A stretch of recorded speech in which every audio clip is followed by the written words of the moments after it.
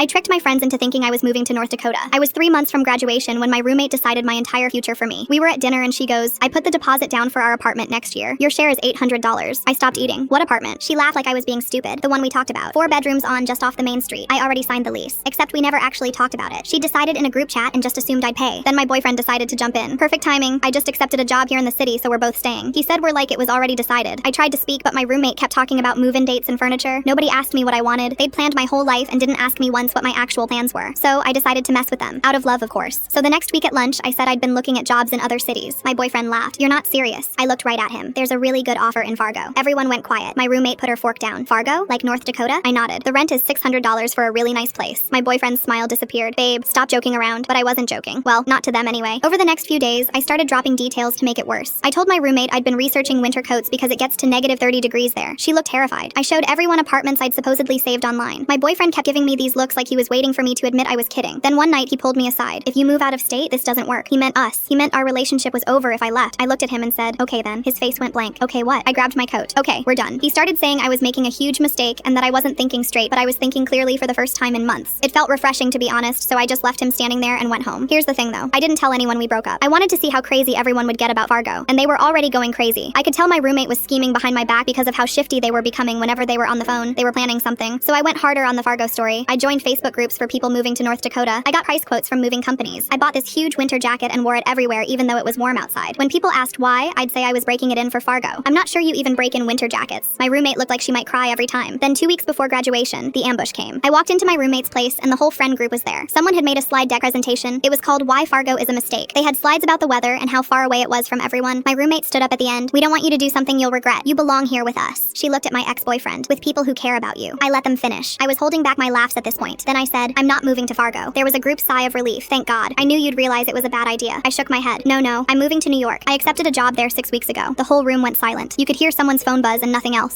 6 weeks? My roommate whispered. She looked confused. "But what about the apartment? What about your boyfriend?" I kept my voice calm. "We broke up 3 weeks ago. He told me if I took a job out of state, he'd leave me. So I picked the job." My ex-boyfriend's face turned red. Everyone was staring at us. "You've been broken up for 3 weeks?" My roommate asked. I picked up my bag. "I tried to tell you I was looking at other places. You signed a lease with my name on it and he gave me an ultimatum. Nobody asked what I wanted." Then my ex stood up. "You know what? I didn't actually accept that job here." Everyone turned to look at him. "I got an offer in Boston and I took it last week." My roommate's eyes widened in shock. "Wait, so neither of you are staying?" He shrugged. "I was gonna tell everyone at graduation." She looked at me. "I can't afford that apartment with 3 people. The deposit is gone." Then she said it. "I already spent your $800 on furniture." I stopped walking. "What?" Her voice cracked. "I thought you'd pay me back, so I bought the couch already." My ex started laughing. Not a normal laugh. A wrong one. "You're both psychotic." My roommate was crying for real now. Not fake Fargo tears, so I just walked out. 3 days later, she Venmo requested me $800. The note said, "You owe me." I blocked her.